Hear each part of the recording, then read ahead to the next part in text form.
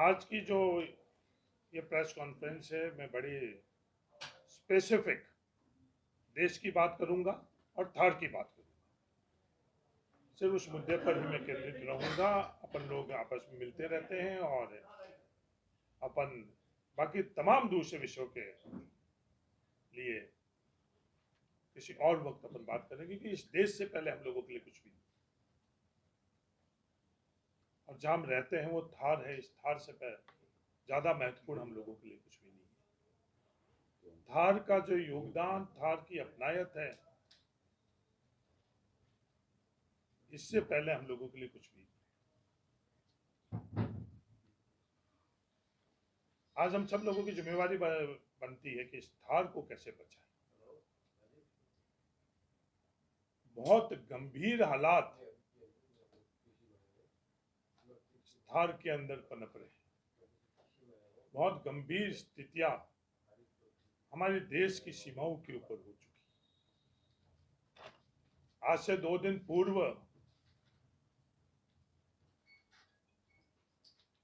जो आज तक हम लोगों को सिर्फ एक अपराधी लग रहे थे, लाल सिंह, उस अपराधी का 23 वर्ष तक फरार होना और उस फरारी के बाद में उस अपराधी का गिरफ्तार होना, गिरफ्तारी के बाद में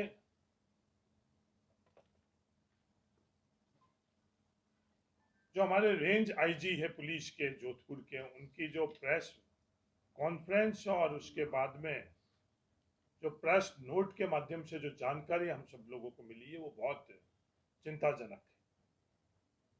मैं इस अवसर पर सबसे पहले तो तहे दिल से थार को बचाने के लिए और हमारे देश की सीमाओं के अंदर जो गतिविधियां कर रहे हैं उनको रोकने के संदर्भ में जो पुलिस दल ने लाल सिंह को गिरफ्तार किया, उन तमाम पुलिस दल को मैं धन्यवाद देना चाहता हूँ। ये लॉ जो थार की अपनायत की लॉ है, ये हमारी सीमाओं की रक्षा की लॉ है। इस लॉ को बुझने से बचाने के लिए उन्होंने जो कार्य किया, उसके लिए मैं तहे दिल से उनको मैं धन्यवाद देना चाहता हूँ। साथियों, लाल सिंह का गिरफ्तार होना और उस गिरफ्तारी के बाद में जो आईजी जोधपुर की प्रेस कॉन्फ्रेंस के माध्यम से जो जानकारियां मिलना, वो बहुत चिंताजनक ही नहीं है, हमारे लिए बहुत घातक है। देश की सीमाओं के अंदर हमें हमारे परिवार के लोगों ने शहादत दी। जो जानकारी हम लोगों के बीच में साझा करी, जो जखीरा मिला, हथियार का जखीरा, बारूद, इस तरह के हथियार जो सामान्य किसी अपराधी के पास में नहीं। जो हथियार मिले वो सिर्फ सेना, अर्धसैनिक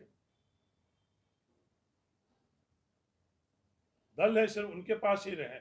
उस तरह के हथियार आज हम लोगों के बॉर्डर के ऊपर मिलना और फिर प्रेस नोट के माध्यम से जो बारूद और जो फैक्ट्री का संचालन होना, बहुत गंभीर और चिंताजनक। उस क्रम के अंदर ही एक और उल्लेख रेंज आईजी ने किया, वो उल्लेख फंडिंग का किया। ये बहुत चिंताजनक चीज है कि 23 वर्ष तक जो फंडिंग करी जा रही थी, क्या इस तरह की संस्कृति हमारे बॉर्डर के ऊपर हमको पनपने देने चाहिए या नहीं देनी चाहिए?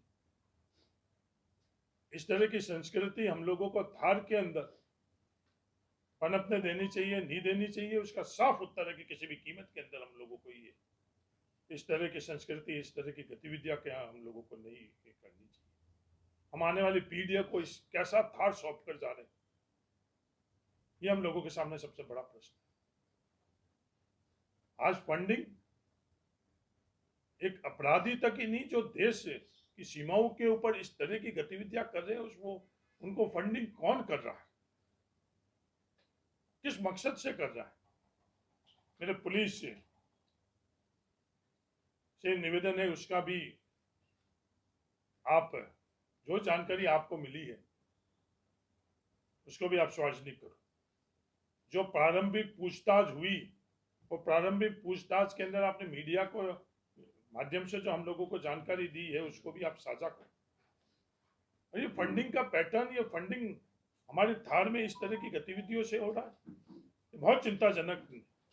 ये संस्कृति जो पैदा हो रही है, मैं संस्कृति इसलिए कह रहा हूं कि सिर्फ ये इकलौता है इस देशद्रोह के क्राइम में नहीं हुआ। इससे पहले भी हमारे बाड़मेर के अंदर बड़ा चिंताजनक है उदाहरण, ऐसे कई उदाहरण।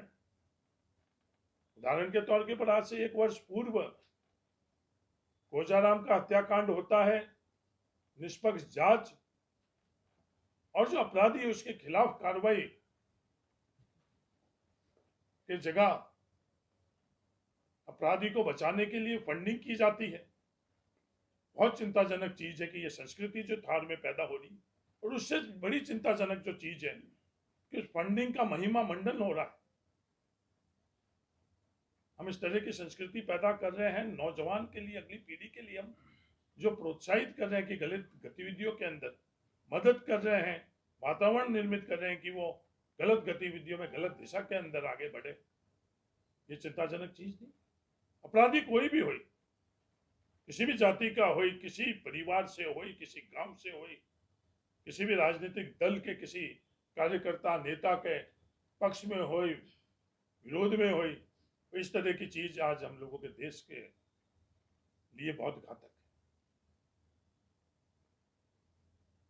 जो पूरा घटनाक्रम हुआ है, इस घटनाक्रम के लिए उसकी सही जानकारी मिले, उस घटनाक्रम के माध्यम से जो हम लोगों के लिए बड़ी घातक परिस्थिति जो हम लोगों के सामने आई हुई, उसके लिए हम लोग हर कार्य छोड़कर इसको कैसे हम लोग जड़ से, धाड़ से बाहर निकाल कर और हम लोग फेंके, ये हम सब लोगों की सामूहिक जिम्मेवारी बनती है।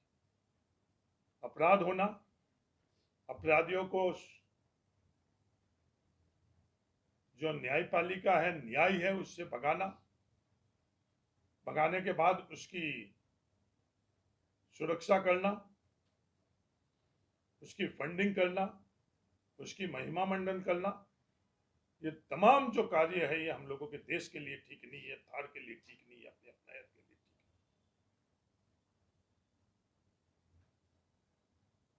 है। अपराधी के खिलाफ 19 मुकदमे हैं। 19 मुकदमे किस तरह के हैं वो भी चिंताजनक है। अपराधी आज इसी इलाके के अंदर 23 वर्षों से रह रहा है। ये बात इसी थार में अपराधी 23 वर्षों से रह रहा है। ये हम सब लोगों के लिए चिंताजनक चीज है कि क्या हम लोग इस बॉर्डर के ऊपर अति संवेदनशील इलाके के अंदर हम संवेदनशीलता अपनी खत्म कर रहे हैं। ये मेरे समझ से परे है। इस तरह की जो संस्कृति पिछले दिनों में प्रयास की जा रही है उसको हम लोग नजरअंदाज करें, उसके अंदर हम, इतिहास हमें माफ नहीं करेगा। आज 48 घंटे हो गए हैं, हम सब लोग मौन हैं। क्या हमारा फर्ज नहीं बनता इस देश के लिए? क्या हमारा फर्ज नहीं बनता थार के लिए? जब इतनी घातक जानकारी हमको मिल चुकी है उसके बावजूद भी ये मौन, ये चुप रहना, क्या थार के लिए, भारत के लिए, आने वाली पीढ़ी के लिए ठीक है या नहीं? सिर्फ यही चिंता थी, ये दर्द था जो आज प्रेस कॉन्फ्रेंस के माध्यम से मैं पूरी देश के नागरिकों के बीच में रखना चाहता हूं और थार के लोगों को जगाना चाहता हूं कि उनकी जिम्मेवारी थार के लिए क्या है, उनकी जिम्मेवारी सीमाओं के लिए क्या है। जिस तरह की जानकारी आई है कि सिर्फ एक अपराध के संदर्भ में नहीं आई है, इस बॉर्डर के अंदर संगठित तौर के ऊपर फंडिंग के संदर्भ में नहीं आई।